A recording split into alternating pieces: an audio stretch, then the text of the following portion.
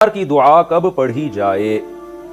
زید نے کہا روزہ کھولنے کی دعا افطاری کے بعد پڑھنا سنت ہے اور افطاری سے پہلے پڑھنا سنت نہیں ہے، کیونکہ رسول اللہ صلی اللہ علیہ وسلم نے افطاری کے بعد پڑھی ہے۔ کیا زید کی یہ بات درست ہے؟ ابو فصیح کوئٹہ سے۔ افطاری کی دو دعائیں حدیث سے ثابت ہیں۔ ایک دعا ہے ذهب الظما وابتلت العروق وثبت الاجر انشاء اللہ، پیاس چلی گئی اور رگیں تر ہو گئیں اور اللہ نے چاہا تو روزے کا اجر ہمارے اعمال میں لکھ دیا گیا۔ یہ دعا عربی میں پڑھی، پھر اس کا ترجمہ ہے۔ تو یہ دعا تو بالاتفاق افطاری کے بعد ہے، جب آپ نے افطاری کر لی، طبیعت کو سکون حاصل ہو گیا، اس کے بعد یہ دعا پڑھیں۔ اور ایک دعا جو ابو داؤد میں مرسل حدیث ہے، صحابی کا واسطہ حذف کر کے تابعی ڈائریکٹ نبی صلی اللہ علیہ وسلم سے نقل کرتے ہیں۔ وہ دعا کیا نقل کرتے ہیں؟ حدیث مرسل ہے، اللہم لک صمت وعلی رزقک افطرت۔ تو اس کے بارے میں آتا ہے کہ کان اذا افطر، نبی صلی اللہ علیہ وسلم جب افطار کرتے تو پھر آپ یہ دعا پڑھتے، اللہم لک صمت وعلی رزقک افطرت، اے اللہ میں نے تیرے لیے روزہ رکھا اور میں نے تیرے ہی لیے افطار کیا۔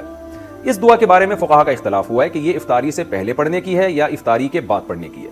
جو حضرات جنہوں نے نبی سے نہیں پتا صاف لفظ واضح طور پر کہ آپ افطاری کے بعد پڑھتے تھے یا پہلے پڑھتے تھے، تو جن حضرات نے حدیث کے ظاہری الفاظ کو دیکھا، جو الفاظ میں بھی پڑھ کے سناتا ہوں، جنہوں نے حدیث کے ظاہری الفاظ کو دیکھا انہوں نے کہا کہ یہ افطاری کے بعد پڑھی جائے گی۔ حدیث کے ظاہری الفاظ کیا ہیں؟ کانا اذا افطر، نبی جب افطار کرتے، تو اس سے تو پتہ چل رہا ہے جب افطار کر لیتے، افطاری کے بعد یہ دعا پڑھتے۔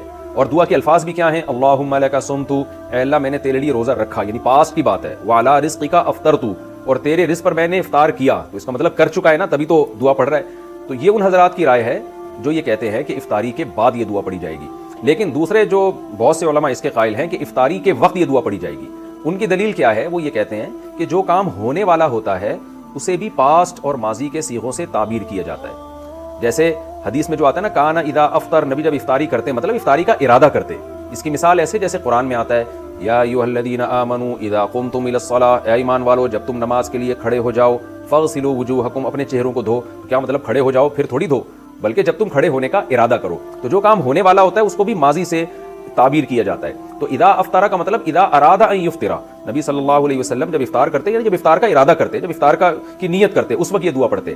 اسی طرح یہ جو حدیث میں الفاظ ہیں کہ اس میں ماضی کے صیغے ہیں، اللہم لک صمت وعلی رزقک افطرت، اے اللہ میں نے تیرے لیے روزہ رکھا، تیرے رزق پر میں نے افطار کیا۔ تو یہاں بھی یہ علماء کہتے ہیں کہ افطار کیا کا مطلب کرنے والا ہوں۔ تو جو کام ہونے والا ہوتا ہے اس کو بھی ماضی کے صیغوں سے تعبیر کیا جاتا ہے۔ اس کی عربی زبان میں بہت مثالیں ملتی ہیں۔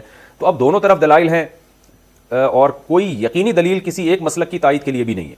البتہ ہماری رائے میں یہ جو دوسرا موقف ہے یہ زیادہ دلیل کے لحاظ سے اس لیے افضل معلوم ہوتا ہے۔ دوسرا موقف کیا ہے کہ افطاری سے پہلے پڑھنی چاہیے یہ دعا، یعنی افطاری کے وقت، افطاری کا بالکل ٹائم ہو چکا ہے تو آپ کھجور کھانے سے پہلے، پانی پینے سے پہلے